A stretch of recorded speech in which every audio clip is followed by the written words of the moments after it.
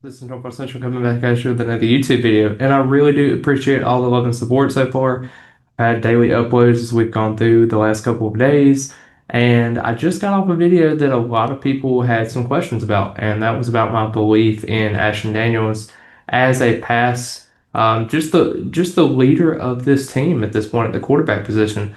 Former Stanford and Auburn transfer coming into Florida State. And I get it. It was a lot of popular options coming into the transfer portal, like Calandria, also Colton Joseph as well, and then also DJ Lagway too. There was a lot of options Florida State could have went after, and they could have even stuck with a Malachi Marshall or a Kevin Sperry, which I know some of the fan base was kind of hesitant on, with Florida State being able to kind of go to the transfer option of an Ashton Daniels and go ahead and naming him the starter. But the biggest thing I think that I am such a believer in Ashton Daniels is the offensive line. I know it's kind of a factor that Florida State fans don't really want to believe in because you look at Micah Pettis last year, you looked at Luke Petitbon too at the center position, and they're both gone. This whole offensive line, you're having to replace more pieces, and we talk about it all the time about transfers coming in. And I know Herb Hand is a pretty good developer of talent. He's been around a couple of Power Four programs at this point. And now it looks like you're having to rebuild again at the transfer portal. And the biggest thing I factor into, and the thing that kind of makes me a little nervous, is the fact that they don't utilize many recruits.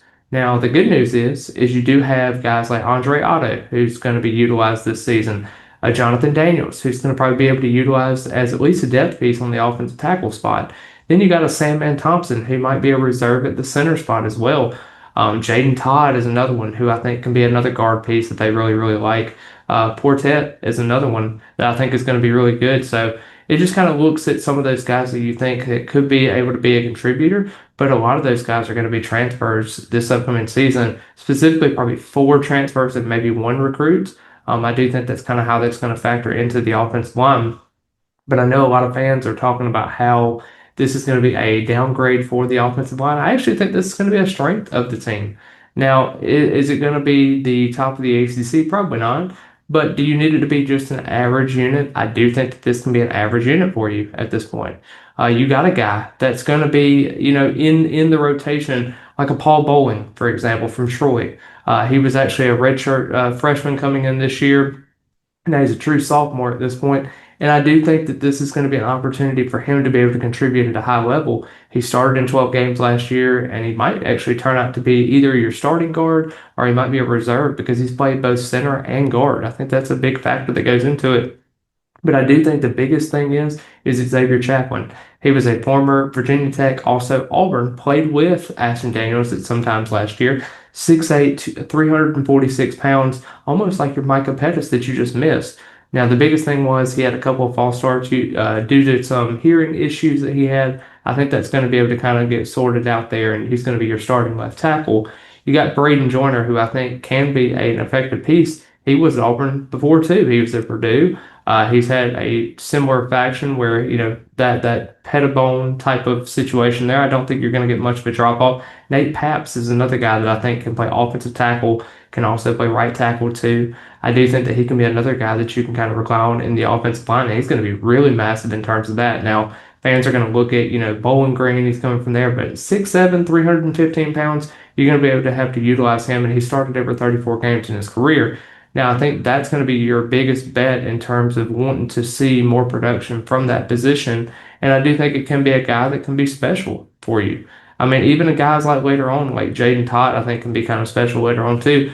And Sandman Thompson's another one. I just think there's going to be a lot of pieces in this offensive line that can be that type of guy for you, but you just have to figure it out as you go through specifically the rotation. Chimdia is another one from Stephen F. Austin, who I think can be your offensive tackle too. I just wonder if they're able to put Nate Paps in the reserve role, what are you going to see? Are you going to be able to have that guy that can step in? And I hate to bring up this comparison, but Darius Washington, can you be able to have him there? Now, the biggest thing is you went through the rest of the season, which Florida State was able to kind of neutralize Alabama's defensive line at times. The pressure wasn't really there, and the offensive line did a phenomenal job in terms of being physical. But as the season wore on, it just kept coming. And I mean, it was 7 out of the last 9 you had losses from.